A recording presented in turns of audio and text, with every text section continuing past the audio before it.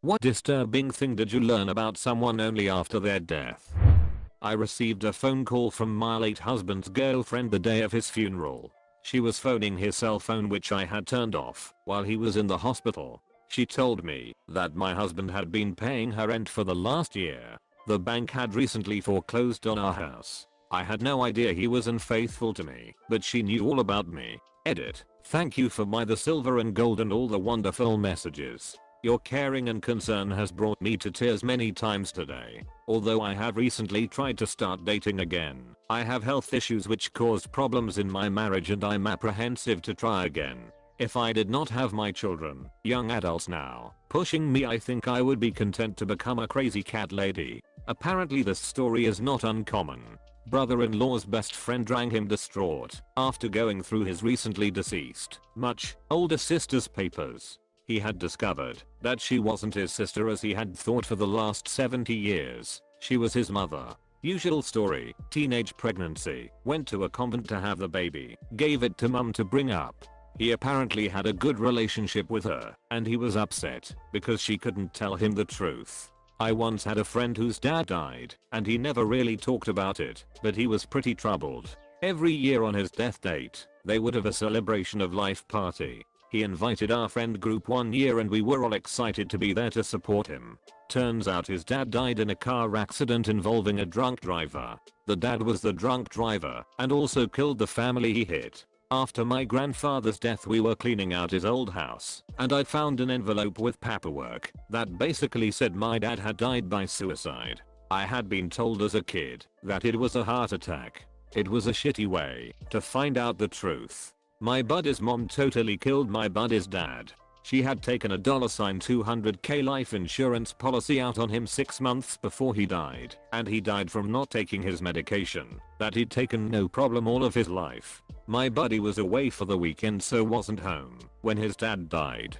After his mom died, we found out she'd taken a life insurance policy out on my buddy at some point too, and she'd also forged his signature to sign over $100k my buddy's dad had left to him.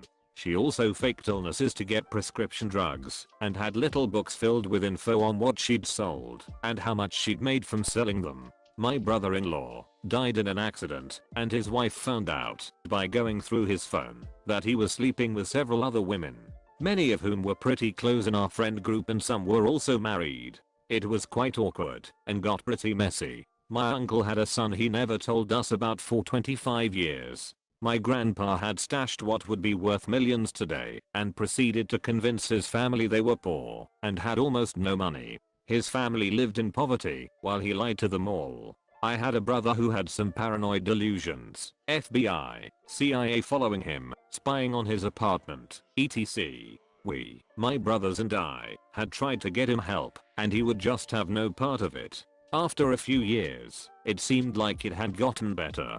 He stopped bringing it up and we felt like it must have just passed. After he died, we found his journal and it was just horrifying. Right up until the night he died, he detailed all of the torture that they were inflicting on him. Weird shit that I can't even write in here. It was just incredibly disturbing to read what a tortured life he was living inside his mind while acting relatively normal outside. Edit. Many people have asked me to go into more detail on what he wrote. I can't go into much detail. It's hard for me to write about. Briefly, he believed that they were using some type of focused energy beam to torture him. They focused on different parts of his body at different times. Every noise that an appliance made was proof of electronic surveillance. Every bump on the wall or person walking in an adjacent apartment was a message from either the bad FBI agents or the good FBI agents that my grandfather molested my mom when she was a child. It started after my grandmother died and ended after he found someone else.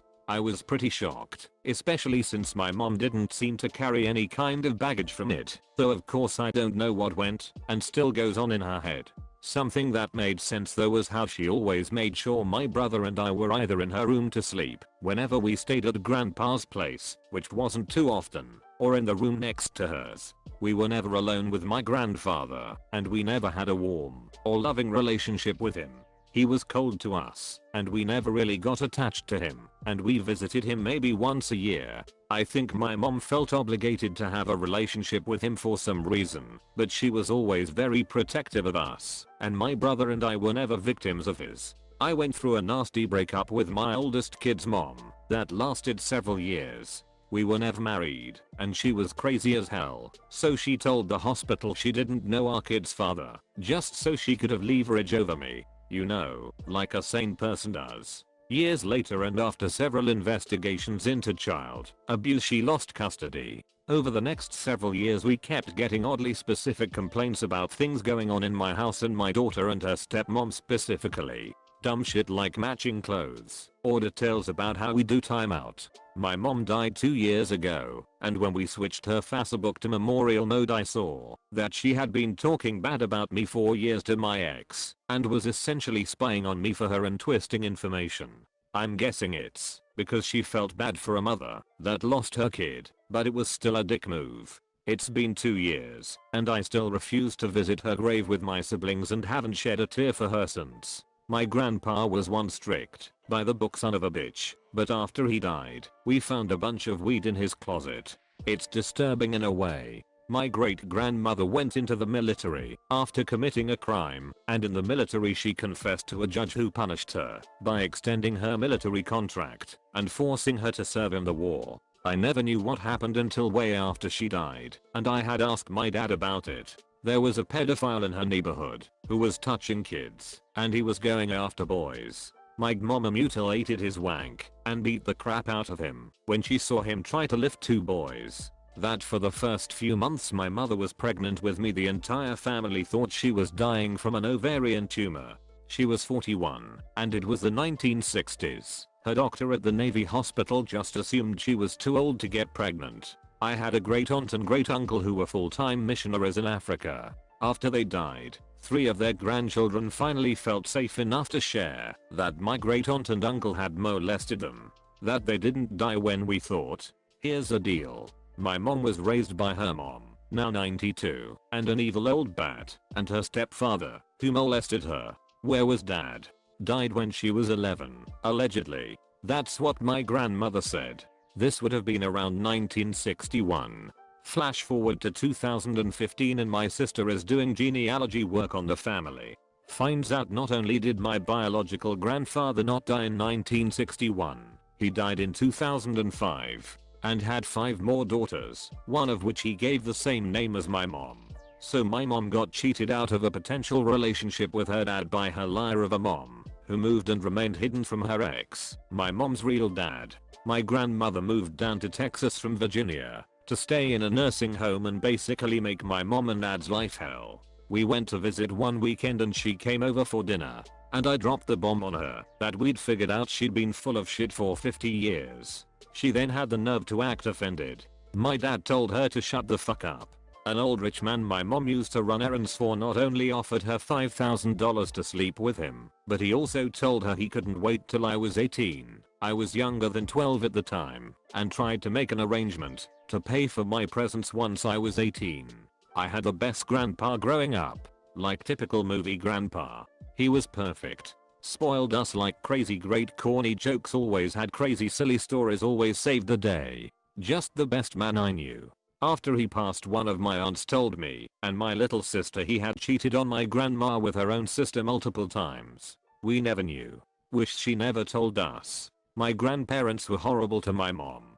Telling her she deserved other kids hitting her or not believing her when it happened. Telling her good, I'm sick of you anyway, when she threatened to run away. Physical abuse, spending as little money as possible on her, never showing any kind of affection, etc. I never knew them that well, and I'm kinda glad for it, to be honest. My grandma, dad's mom, was one of my favorite people before she died when I was 14.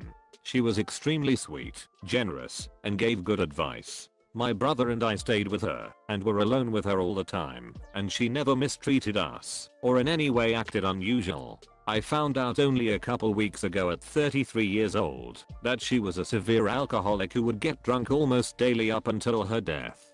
My dad said she would beat him and his brothers when they were kids, and as adults would still say severely psychologically abusive taunts while grinning at their faces. I never had even the slightest inclination, and this is coming from someone who grew up with an alcoholic stepdad and a near alcoholic mom.